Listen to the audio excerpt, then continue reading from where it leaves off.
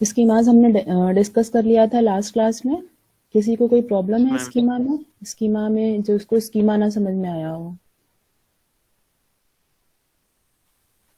इसमें जब तक हम जीते हैं हम स्कीमाज हमारे माइंड में ऐड होते रहते हैं, ठीक है। वो स्कीमा किसी भी चीज के बारे में हो सकता है, लेकिन स्कीमा हमारे दिमाग में ऐड कैसे होते हैं? दो प्रोसेस से होते हैं, एसिमिलेशन और अकोमोडेशन। ये देखो दिख रही है अगली स्लाइड। एसिमिलेशन नो किस मैम। Yes ma'am. एक मिनट कुछ एसिमिलेशन भी हमने डिस्कस कर लिया था कि कोई भी जिस चीज का ऑलरेडी देखो the process of taking in new information into our already existing schemas is known as assimilation. अगर किसी चीज का हमारे दिमाग में पहले से ही कोई स्कीमा है और तब हम कोई नॉलेज उसके अंदर ऐड कर लेते हैं सिर्फ, दैट इज कॉल्ड एसिमिलेशन, ठीक है। अगर उसके बारे में हमें पहले से कोई जानकारी है, किसी चीज का एसिमिलेशन है, किसी चीज के बारे में हमें थोड़ी सी नॉलेज पहले से है, ठीक है, एक दिमाग में एक पिक्चर बनी हुई है, और उस चीज के बारे में हम अगर कोई फर्दर इंफॉर्मेशन ऐड करते हैं तो उस प्रोसेस को क्या कहा जाता है? एसिमिलेशन। लेकिन लाइफ में कई बार ऐसा होता है कि हर बार एग्जिस्टिंग स्कीमा में नॉलेज ऐड करने से काम नहीं चलता है। जो ऑलरेडी हमारे दिमाग में एक स्कीमा बना हुआ है उसको बदलना पड़ता है, और जब हम किसी बने बनाए स्कीमा को मॉडिफाई करते हैं तो उस प्रोसेस को क्या करते हैं? उस प्रोसेस को क्या कहते हैं जब हम स्कीमा को मॉडिफाई करते हैं? एकोमोडेशन। एकोमोडेशन। एकोमोडेशन कहते हैं बेटा। अच्छा ये बताओ, ज्यादा नॉलेज हमारी इनहेंस किससे होगी, ऐड किससे होगी ज्ञान, एसिमिलेशन से या एकोमोडेशन से? एकोमोडेशन। एकोमोडेशन से, क्योंकि हम उसमें नए नए स्कीमा बना रहे हैं। एसिमिलेशन में तो ऑलरेडी एग्जिस्टिंग स्कीमा में हम थोड़ी सी नॉलेज और ऐड कर ले रहे हैं, लेकिन एकोमोडेशन में क्या करना पड़ा हमको? ऑलरेडी स्कीमा को मॉडिफाई करना पड़ा, उसको बदलना पड़ा है। देखो न्यू स्कीमा में also be develop during this process. ये स्क्रीन दिख रही है अकोमोडेशन की? दिख रही। नो अच्छा मैम नहीं दिख रही है। No ma'am. अच्छा रुको मैं दिखा रही हूँ। आ गई मैम। अभी ठीक है? हाँ यस। देखो अब क्या होता है, एक मैंने बहुत सारे एग्जांपल्स दिए थे आप लोगों को, एक एग्जांपल मैं और देती हूँ अकोमोडेशन का। होता क्या है, जो छोटा बच्चा होता है उसको तो कंटिन्यूअस एसिमिलेशन एकोमोडेशन करना पड़ रहा है, क्योंकि वो तो इस दुनिया में नया नया आया है और उसके लिए तो हर चीज नहीं है। तो वो हर चीज का स्कीमा अपने दिमाग में तेजी से बनाता चल रहा है। कभी वो एसिमिलेट, पहले तो वो एसिमिलेट करेगा, लेकिन जब एसिमिलेशन से काम नहीं बनेगा तब वो एकोमोडेट करके नया स्कीमा बनाएगा। जैसे आपको मैंने एग्जांपल भी बताया था कि अगर बच्चे के घर में डॉगी पला हुआ है तो हर छोटे जानवर को, रुए वाले जानवर को वो डॉग समझता है, लेकिन जब उसके पेरेंट्स बताते हैं कि नहीं ये डॉग नहीं ये कैट है, तो एक नया एक स्कीमा उसके दिमाग में बनता है कि नहीं हर चीज डॉग ही नहीं कैट भी होती है। इसका एक और भी एग्जांपल है कि सपोज अगर बच्चे ने उड़ने वाली चीज देखी, उसे घर में आके बैठती है, उसकी माँ उसे बताती है कि एक बर्ड है, ठीक है। अब बच्चे ने अपने दिमाग में एक स्कीमा बना लिया कि जो आसमान में उड़ती है, कोई चीज होती है आसमान में उड़ने वाली, तो वो क्या होगी? बर्ड होगी। क्योंकि उसकी माँ ने उसे बताया है कि बर्ड है, ये आसमान में उड़ रही होती है, उसके घर पे आके रोज बैठती, बच्चे ने देख लिया। एक दिन क्या होता है, बच्चा आसमान में पतंग उड़ती देखता है, छोटा बच्चा। अब बच्चा उस पतंग को क्या बोलेगा? बर्ड। बर्ड बोलो। बर्ड बोलेगा, क्योंकि उसके दिमाग में है, बच्चे ने नॉलेज को एसिमुलेट कर लिया है कि ये बर्ड है क्योंकि वो उड़ती है। लेकिन यहाँ पे उसकी मदर अब उसे आके करी कि नहीं बेटा ये बर्ड नहीं है, ये क्या है, ये पतंग है, काइट उड़ रही है। तो अब बच्चे को अपनी नॉलेज में क्या करना पड़ेगा? एसिमुलेशन से काम चल जाएगा या एकोमोडेट करना पड़ेगा? अकोमोडेट करना पड़ेगा मैम। एकोमोडेट कर करके नया स्कीमा बनाना पड़ेगा कि हर चीज जो होगी वो बर्ड नहीं होगी। हाँ अगर बच्चे ने अलग अलग टाइप की बर्ड देखी, सपोज एक बार उसने क्रो को देख लिया, एक बार उसने तोते को देख लिया, एक बार मैना देख ली, है ना, अलग अलग चिड़ियों को देखा, तो वो बर्ड की जो उसका स्कीमा है उसके अंदर वो सिमुलेट कर रहा है कि सिर्फ एक ही तरह की बर्ड नहीं होती, कई तरह की बर्ड होती है, कई साइज की बर्ड होती है। कुछ बर्ड बिल्कुल छोटी सी होती है ना, गोरैया छोटी सी होती है। अब उसने ईगल देख लिया, वो बड़ा सा है, तो अब बच्चा जो है, जो उसका ऑलरेडी बर्ड का स्कीमा है उसके दिमाग में, उसमें नॉलेज को एसिमिलेट कर रहा होता है बार बार, कि सिर्फ एक ही कलर की चिड़िया नहीं होती, हरे रंग का भी तोता भी होता है, वो भी एक बर्ड है। उसने बर्ड का जो उसके दिमाग में स्कीमा है, उसमें उसने ये नॉलेज ऐड कर ली। सिर्फ छोटी बर्ड नहीं होती है, अलग अलग तरह की बर्ड होती हैं, अलग अलग बीक जो चोंच होती है उनकी, वो अलग अलग होती है। तो जो बर्ड का स्कीमा है, जब उसमें बच्चा नॉलेज ऐड कर रहा है, तो ये कौन सा प्रोसेस है?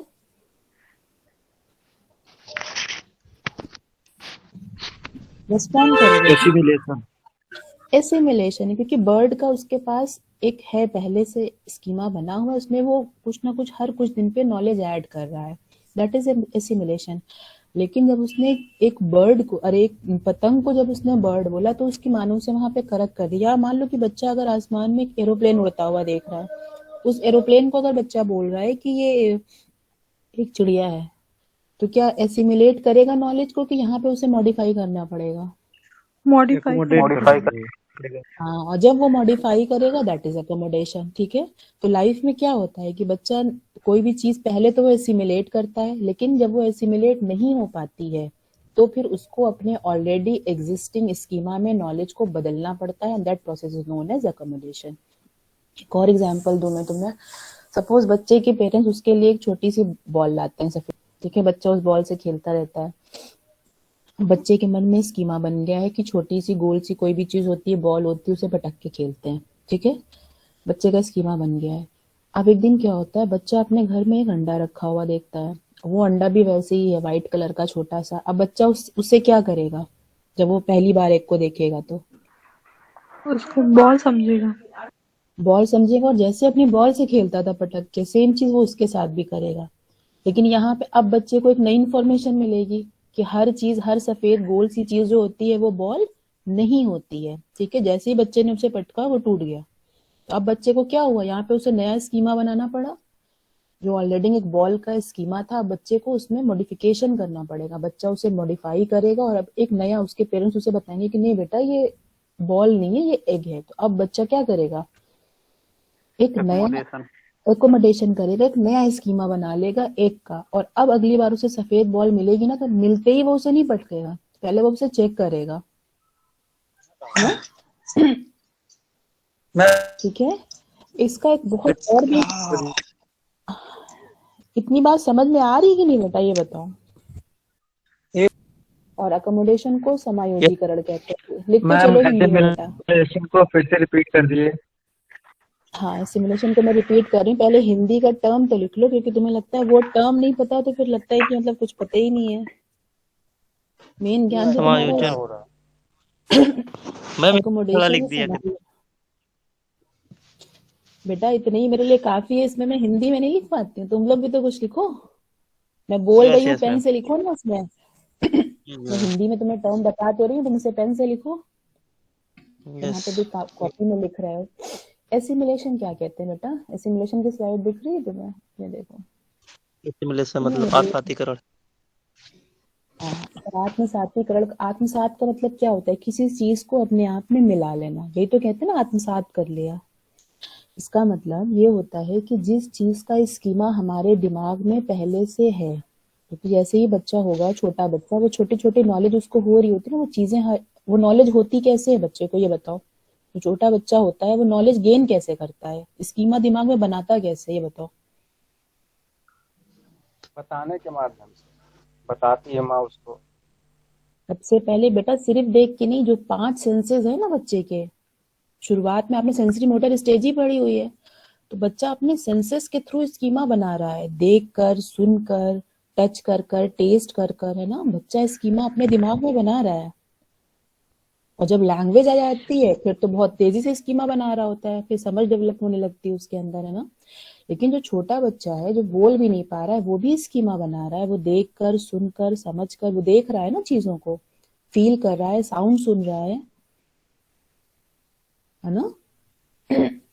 एसिमिलेशन, अच्छा, इसका एक बहुत एसिमिलेशन का कॉमन एग्जांपल है। आप देखोगे बेटा, जो छोटा बच्चा होता है ना, शुरू में वो सबके पास चला जाता है, क्योंकि उसने अपनी माँ की इमेज बनाई हुई है कि वो हर फीमेल को अपनी मदर समझता है। आपने देखा होगा, कभी आपने ये प्रोसेस देखा है? है ना, वो शुरू में एसिमिलेट कर लेता है, लेकिन जैसे जैसे उससे नॉलेज होती है ना, तब वो डिफरेंस कर पाता है कि नहीं, हर फीमेल जो है वो उसकी मदर नहीं है। ठीक है, अब वो एकोमोडेट करेगा यहाँ पे नॉलेज को अपनी, और अपनी मदर को पहचानने लगेगा। एक चीज आप और जानते होंगे कि शुरुआत में बच्चे में रिफ्लेक्सेस होते हैं। कौन कौन से रिफ्लेक्सेस होते हैं बच्चे में? मैं वाली। हम्म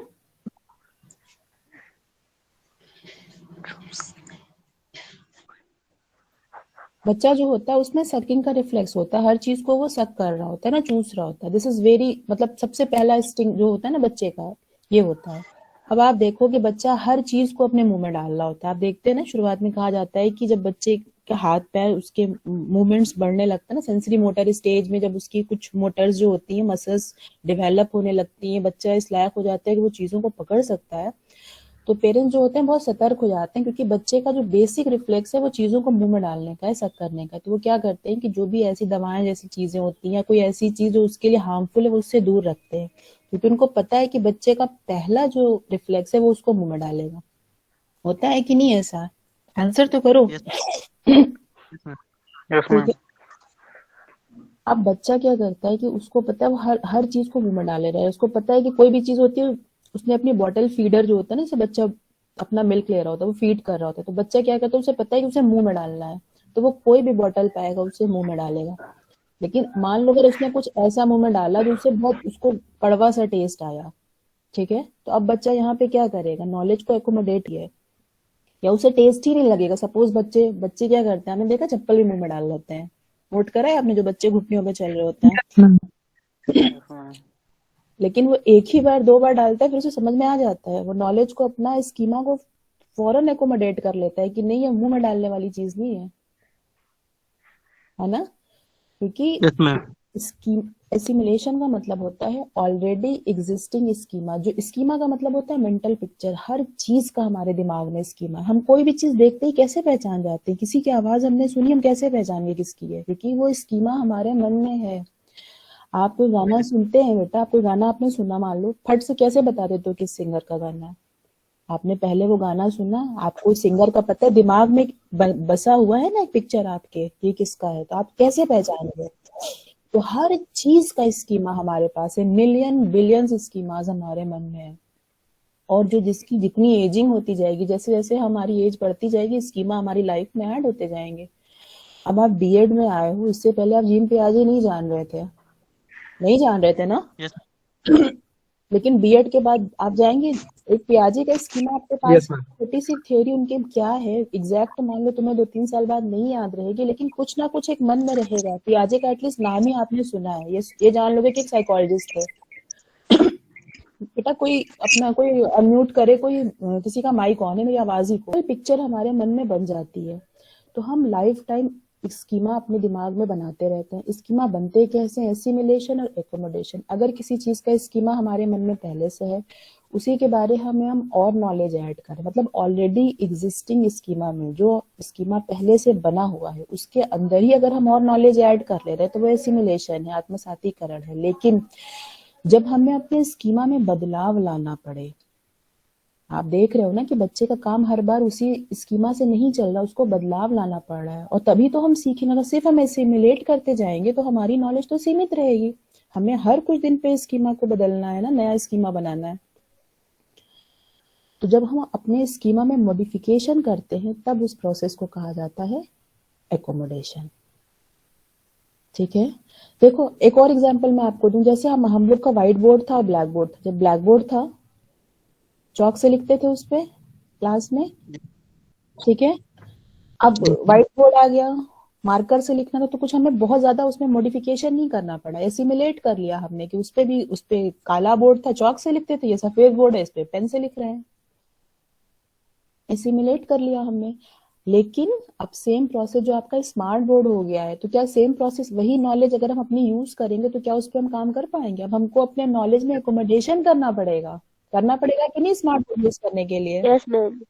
लेकिन अगर मैंने, हाँ यस बेटा, मैम। लेकिन ये बताओ, अगर मैंने ब्लैक बोर्ड यूज करा है और जो सिंपल वाला आपका व्हाइट बोर्ड था, ब्लैक बोर्ड और व्हाइट बोर्ड यूज करने में क्या मुझे अपने आप को एकोमोडेट करना पड़ा? नहीं। बस एसिमिलेट कर लिया, नहीं नो मैम। एसिमिलेशन। सिमुलेट कर लिया क्योंकि ऑलरेडी नॉलेज थी मुझे, है ना। अच्छा ये बताओ, अगर आपने साइकिल सीखी हुई है, ठीक है, अब बाइक चलाओगे तो यहाँ पे क्या क्या करोगे, एसिमुलेट या एकोमोडेट, या दोनों करना पड़ता है? दोनों करना। बोलो। एकोमोडेट और एसिमुलेट दोनों। दोनों का। अच्छा एसिमुलेट कहाँ करोगे, कहाँ कहाँ एकोमोडेट मैं करोगे?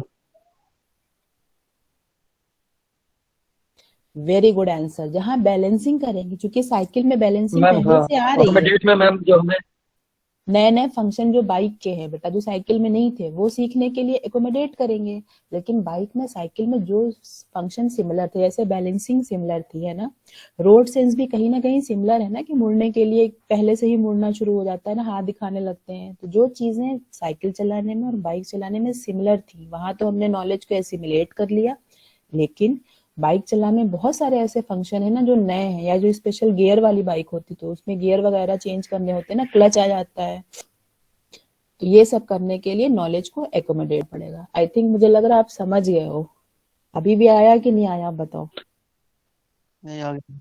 मैम कुछ लोगों को ज्वाइन नहीं हो रहा, मैसेज कर रहे हैं। मैं अच्छा ये भी एक वैसे एक एग्जाम्पल है कि पेरेंट्स जब बच्चे को कोई चीज बता देते हैं, यार ये तो ये जितना बच्चा छोटा रहेगा उसके अंदर उतना मृत्यु कम तक स्कीमा रहेगा। जितना बच्चा छोटा है यस कम स्कीमा है, जैसे जैसे बढ़ता जाएगा उसके स्कीमास बढ़ते जाएंगे। अभी तुम्हारे पास जितने स्कीमा है, आगे की तुम जितनी लाइफ जियोगे तुम्हारे स्कीमा बढ़ते जाएंगे। जितना छोटा बच्चा है ना उसके पास उतनी ही कम स्कीमा है, क्योंकि उसका इंटरेक्शन ही उतना कम है। Yes ma'am. Okay ma'am.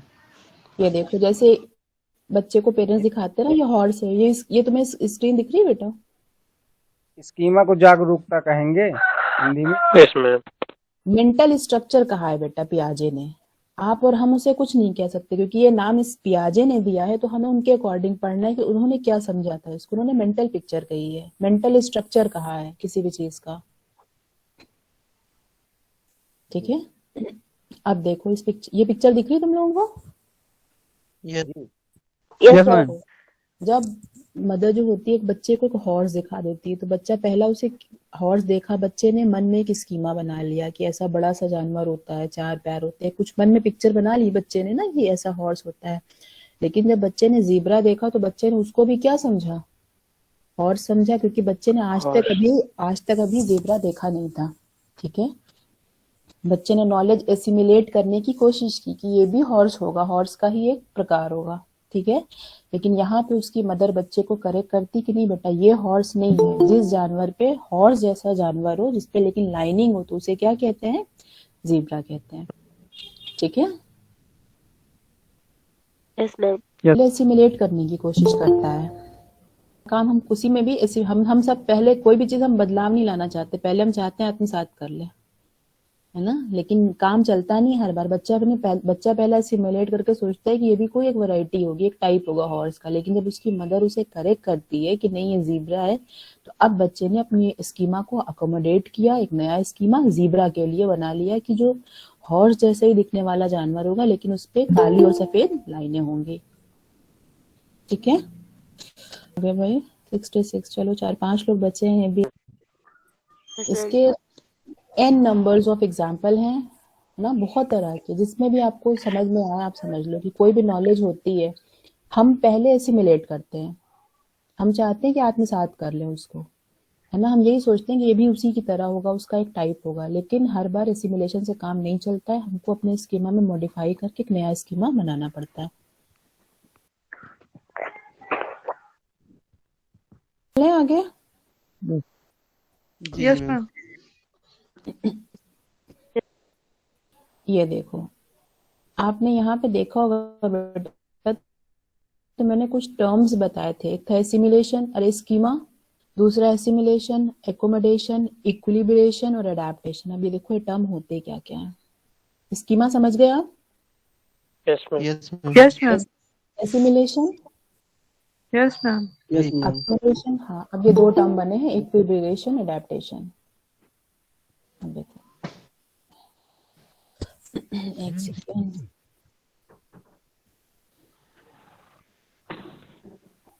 इसे कहते हैं सामंजस्यीकरण। लिख लो हिंदी में, मुश्किल हिंदी में इंग्लिश मीनिंग कर रहा है। देखो, लिख लिया। Yes ma'am. और इसको क्या बोलेंगे, डिस इक्विलिब्रियम को?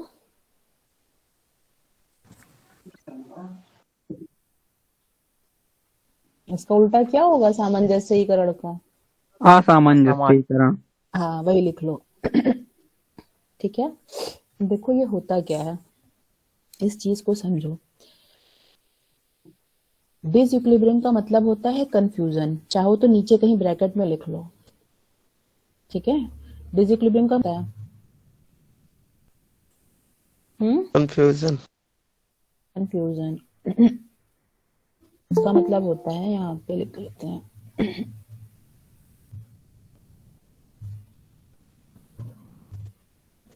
ठीक है। इसका मतलब होता है कंफ्यूजन। एक सेकेंड रुको। जब भी बच्चा किसी नई सिचुएशन में जाता है तो एक कंफ्यूजन की स्टेट आ जाती है। अभी दिख रहा है? स्क्रीन विजिबल है बेटा? हाँ। अब जरा ध्यान से सुनो। जब भी बच्चा किसी नई सिचुएशन में जाता है, नई सिचुएशन का मतलब कोई ऐसी चीज उसे दिखती है या सुनाई देती है, उसके सामने आती है जो उसने पहले नहीं देखी, तो बच्चा वहां पे क्या हो जाएगा? कंफ्यूज हो जाएगा। ठीक है। जब बच्चा कंफ्यूज हो जाएगा तो उसके दिमाग में कौन सी स्टेट बनेगी, बताओ? ये मेरा कर्सर दिख रहा है? डिसइक्विलिब्रियम। उसके मन में असामंजस्यीकरण हो जाएगा। असामंजस्य।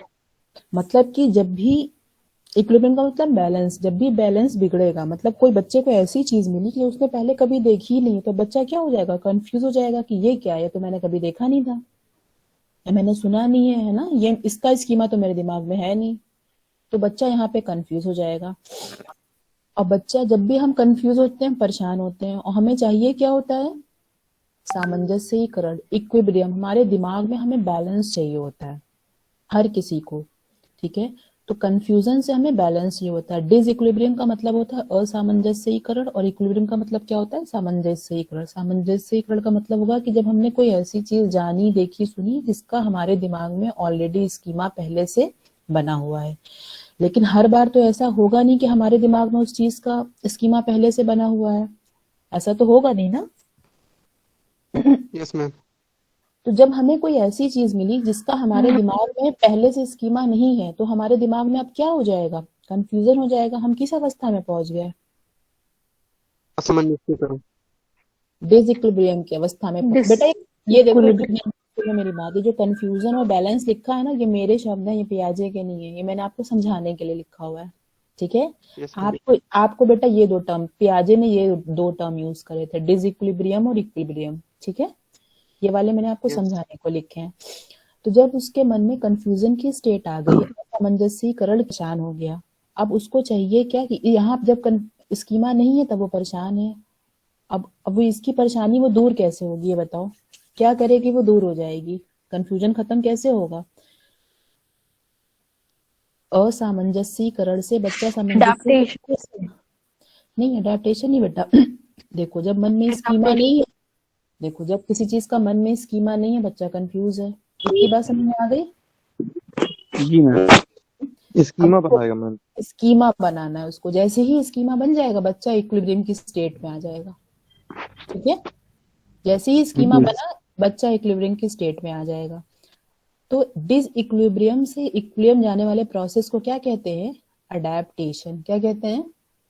एडाप्टेशन। समायोजन के द्वारा बच्चा असामंजस्यीकरण से सामंजस्यीकरण की तरफ अडेप्टेशन के द्वारा जाएगा।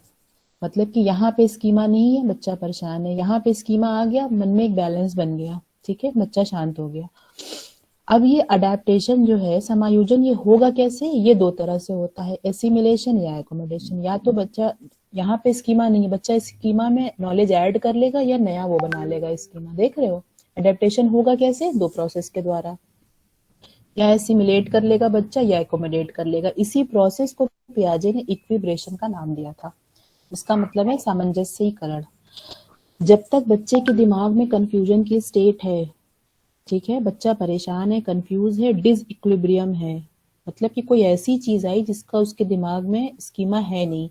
ठीक है, या अगर स्कीमा है तो वो कंप्लीट नहीं है, मतलब उसके अंदर वो नॉलेज अभी ऐड नहीं हुई है। जैसे मान लो कि बच्चे ने हमेशा एक ग्रीन कलर का तोता उसके घर में पला है, उसने पैरट देखा, उसके मन में एक स्कीमा है कि चिड़िया जो होती है वो हरे रंग की होती है, ये स्कीमा है। लेकिन जब बच्चे ने एक दिन पहली बार क्रो देखा काले रंग का, तो अब बच्चा यहाँ पे क्या हो गया, कंफ्यूज हो गया। देखो स्कीमा तो बर्ड का उसके पास पहले से था, लेकिन ब्लैक बर्ड का नहीं था, सिर्फ उसने हरी वाली देखी थी, है ना। तो अब बच्चा यहाँ पे कंफ्यूज है, और वो तब तक परेशान रहेगा जब तक उसके अंदर एक नया स्कीमा बन नहीं जाएगा। वो नया स्कीमा बनेगा कैसे, या एसिमिलेशन या एकोमोडेशन। तो इस वाले प्रोसेस में बताओ कि जहाँ पे बच्चे ने तोता देखा हुआ है और उसने पहली बार एक काला कलर का क्रो देखा है, कौवा देख रहा है, तो यहाँ पे बच्चे को क्या करना है, एसिमिलेशन या एकोमोडेशन? एकोमोडेशन। नहीं बेटा, एसिमिलेट कर लेगा। दोनों बर्ड है, बर्ड का स्कीमा पहले से दिमाग में है ना, लेकिन उसने बर्ड वाले में उसने ये नॉलेज नहीं ऐड की थी कि अलग अलग रंग की होती हैं, तो उसने इसमें एक नॉलेज ऐड कर ली, एसिमिलेट कर लिया। हाँ, जब बच्चा एरोप्लेन को देखेगा, उसको जब बर्ड समझ के कंफ्यूज होगा कि ये क्या है, ये जब उससे लोग कहेंगे कि ये बर्ड नहीं है, तो बच्चा यहाँ पे कंफ्यूज जाएगा कि ये बर्ड नहीं है, मैंने तो उड़ने वाली चीज बताई गई है कि बर्ड है, तो ये क्या है। तो अब बच्चे को एक नया स्कीमा बनाना पड़ेगा, और यहाँ पे अब बच्चा क्या करेगा, एकोमोडेट करेगा। ठीक है, तो हमारी लाइफ में भी ये सिर्फ बच्चे की बात नहीं है बेटा, ये हम सबके लाइफ में है। जब भी हमें कोई नई चीज मिलती है हम डिसइक्विलिब्रियम में आ जाते हैं। ये जो स्टेज होती है टेंशन की होती है, यहाँ पे तनाव की स्थिति हो जाती है, और हम तब तक परेशान रहते हैं जब तक हम इस स्टेज में ना आ जाएं। और ये स्टेज में आने के लिए हमें एडेप्टेशन करना पड़ेगा। एडेप्टेशन दो तरह से होता है, एसिमिलेशन या एकोमोडेशन। जैसी सिचुएशन होगी उसकी नीड के अकॉर्डिंग हम ये काम कर लेंगे, या तो एसिमिलेट कर लेंगे या फिर एकोमोडेट कर लेंगे। जैसे जब हमें स्मार्ट बोर्ड पे पढ़ाना है तो हम कंफ्यूजन की स्टेट में है, डिसइक्विलिब्रियम में, टेंशन की स्टेट हमारे माइंड में क्रिएट हुई कि अब इस ब्लैक बोर्ड इस बोर्ड पे हम करें क्या। ठीक है, और वो हम तब तक परेशान रहेंगे जब तक हमें समझ में नहीं आ जाएगा कि हमें यहाँ पे करना क्या है। अगर नॉर्मली हमें जैसा हम पहले काम करते आए थे उसी का एक आगे का रूप है, जैसे सफेद व्हाइट ब्लैक बोर्ड पे लिख रहे थे व्हाइट बोर्ड पे लिखने लगे, तब तो एसिमिलेशन है। लेकिन अगर इससे काम नहीं चलेगा, पूरी प्रोसेस सीखनी पड़ेगी, है ना, कि कैसे करना है, कौन सा फंक्शन है, कैसे रिमोट ऑन करना है। जब ये सब सीख के हम अपने नॉलेज को एकोमोडेट करके एक नया स्कीमा बना लेंगे, तभी हम इक्विलिब्रियम की स्टेज में आएंगे। ठीक है, इतनी बात समझ में आ गई? Yes. इक्विलिब्रियम की स्टेज में आएंगे तो हमारे मन में ऑलरेडी एक नया स्कीमा बन चुका होगा। और इस तरह से अपनी लाइफ में हम लाइफ टाइम टिल डेथ हम स्कीमास बनाते चलते हैं, क्योंकि लाइफ में हर दिन आपको कोई ना कोई ऐसी सिचुएशन मिलेगी जब आप डिसइक्विलिब्रियम में पहुंचेंगे। जैसे ही आप इस स्टेज में पहुंचेंगे आप परेशान हो जाएंगे, एक मेंटल एक टेंशन की स्टेट क्रिएट होगी दिमाग में, और आप चाहेंगे इक्विलिब्रियम की स्टेज में आना। अपने आप आपका दिमाग काम करने लगेगा। ठीक है, और इन दोनों में से कोई भी एक प्रोसेस अडेप्ट करके आपको आना है इस स्टेज में। जब तक नहीं आएंगे तब तक आप टेंशन की स्टेट में रहेंगे, और इस तरह से हम एसिमिलेशन या एकोमोडेशन करके स्कीमास ऐड करते रहते हैं। इतनी बात समझ में आ गई? Yes, ma'am. आपका प्रोसेस था बेटा, बस वो इतना ही था पियाजे का। ये देखो, ये आप देख रहे हो इक्विलिब्रिएशन। जब हम नई सिचुएशन देख रहे हो, यहाँ पे लिखा हुआ है ना, जैसी स्लाइड दिख रही है आपको? जी जी मैम। देखो बेटा, जब हम किसी न्यू सिचुएशन में जाते हैं ना, वो न्यू सिचुएशन कुछ भी हो सकती है, और आप हमारे लिए और आपके लिए तो उतनी नहीं होगी, लेकिन जो छोटे बच्चे होते हैं शुरुआत के दिनों में, उनके लिए तो हर स्टेज एक न्यू सिचुएशन होती है, क्योंकि हर दिन उनको कुछ नया दिख रहा है ना। जब भी हम किसी न्यू सिचुएशन में जाते हैं हमारे दिमाग में क्या क्रिएट होता है, डिसइक्विलिब्रियम, है ना, असामंजस्यकरण की स्टेज आ जाती है। ये स्टेज कैसी होती है, कंफ्यूजन की होती है, टेंशन की होती है, दिमाग में आती है, हम परेशान हो जाते हैं, और हमारी कोशिश होती है यहाँ पे आने की कि हमारे मन में एक बैलेंस की स्टेज आ जाए, इक्विलिब्रेशन हो जाए। तो यहाँ पे आने में देखो ये दो प्रोसेस होता है, एकोमोडेशन या एसिमिलेशन करके।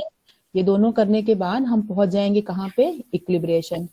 देखो, कभी हम एसिमिलेट करते हैं, कभी एकोमोडेट करते हैं। कुछ सिचुएशन ऐसी होती है जहाँ पे हम दोनों करते हैं। जैसे तुमने भी अभी आप ही ने एग्जांपल दिया था कि साइकिल चलाने की, अगर हम ये प्रोसेस करेंगे तो हमें यहाँ पे दोनों करना पड़ेगा। तो ये डिपेंड करेगा बेटा सिचुएशन पे कि वहां हम एसिमिलेट करेंगे या एकोमोडेट करेंगे या हम दोनों करेंगे, ठीक है। लेकिन आना हमें इस स्टेज में है सामंजस्यीकरण में, इक्विलिब्रेशन। जब तक ये बैलेंस नहीं बराबर होगा बेटा हम टेंशन की स्टेज में रहेंगे, ठीक है। तो बात समझ में आ गई कि जब भी कोई नई सिचुएशन होती है हमारे दिमाग में डिस इक्विलिब्रियम यानी असामंजस्यीकरण का अवस्था आ जाती है, और हम ये दो प्रोसेस के द्वारा एसिमिलेशन या एकोमोडेशन या दोनों के द्वारा हम फिर वापस सामंजस्यीकरण की स्टेज में आ जाते हैं। यही पियाजे की इतनी सी थियोरी है। मेन इन्होंने ये 4 टर्म यूज करे हैं, इनके बारे में आप जान गए होंगे। स्कीमा बोला इन्होंने, assimilation, accommodation, equilibration, adaptation. Equilibration की अवस्था में हम समायोजन के द्वारा जाते हैं, और ये समायोजन किन किन प्रोसेस के थ्रू हो सकता है? अडेप्टेशन, सादीकरण या समावेशीकरण।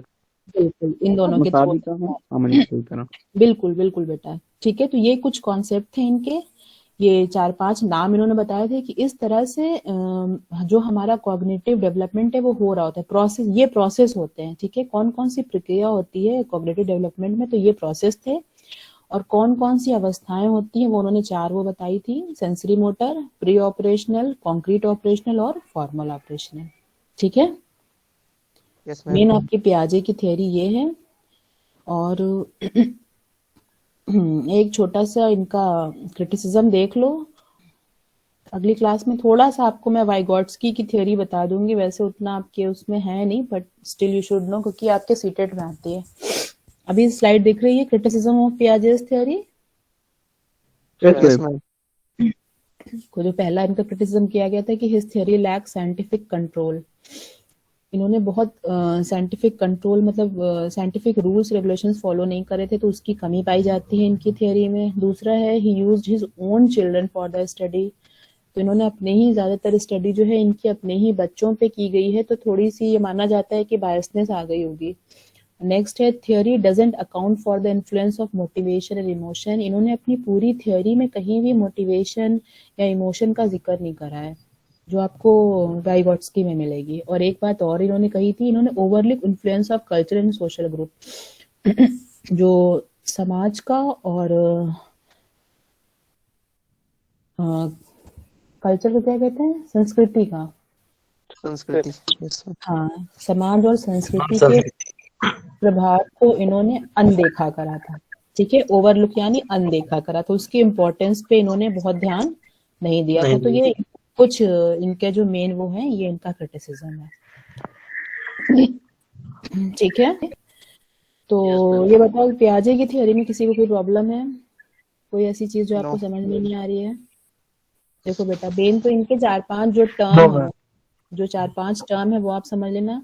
जो इन्होंने कॉग्निटिव डेवलपमेंट के लिए कुछ टर्म्स बताए थे ना कि प्रोसेस होता है कैसे, स्कीमा, एसिमिलेशन, एकोमोडेशन, इक्विलिब्रेशन और एक था आपका अडेप्टेशन। ये 5 टर्म जानिएगा। दूसरे इन्होंने 4 स्टेजेस बताई थी, और उन स्टेजेस के क्या मेन कैरेक्टरिस्टिक है। एक तो वो स्टेजेस किस एज से किस एज तक है, जैसे सेंसरी मोटर है तो 0 to 2, ये एज आपको याद रखना है, वो रेंज की किस रेंज में है, और प्लस उस एज का क्या मेन कैरेक्टरिस्टिक है, ये आपको याद रखना है, ठीक है। कि सेंसरी मोटर में ऑब्जेक्ट परमानेंस, वस्तु स्थायित्वकरण, ये बहुत मेन कैरेक्टरिस्टिक है, ये याद रखना, बहुत सारे एग्जाम में पूछा जाता है कि किस एज में बच्चे के अंदर ऑब्जेक्ट परमानेंस की एबिलिटी आ जाती है।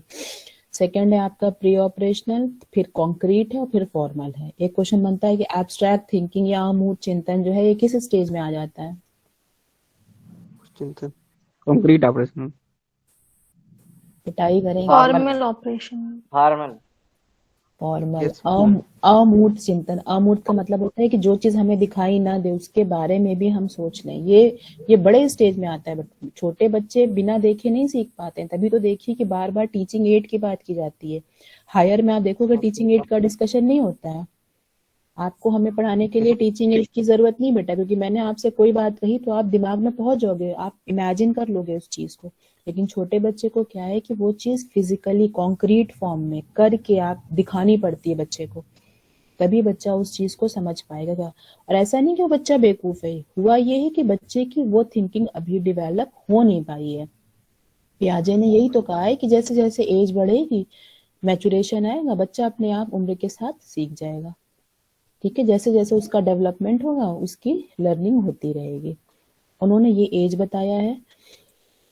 तो कोई ऐसी चीज जो पियाजे में नहीं आई हो या कुछ और तुम लोग पूछना चाह रहे हो पियाजे की थ्योरी के रिगार्डिंग? क्या था, हम लोग जानते ही नहीं तो क्या पूछेंगे। नाम से इतनी मुश्किल सी लग रही थी या लग रहा था कि क्या है, ऐसा कुछ देखो इसमें है ही नहीं। अगर यस यस थोड़ा भी मैम। पढ़ोगे तो तुम्हें बिल्कुल टेट समझ का में जो आ जाएगा।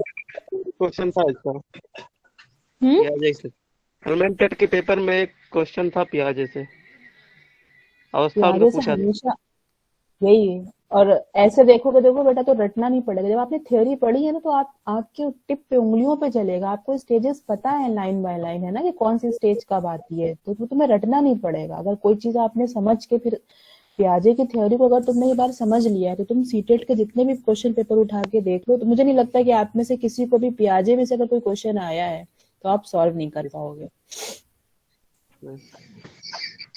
और छोटी सी थ्योरी है कॉग्निटिव डेवलपमेंट की, वाइगोत्स्की की। ऐसे आपके कोर्स में है नहीं, आपके कोर्स में डिटेल में सिर्फ पियाजे ही था, बट लेकिन तुम्हें पता होनी चाहिए, है ना। तो एक दो दिन में देख लो।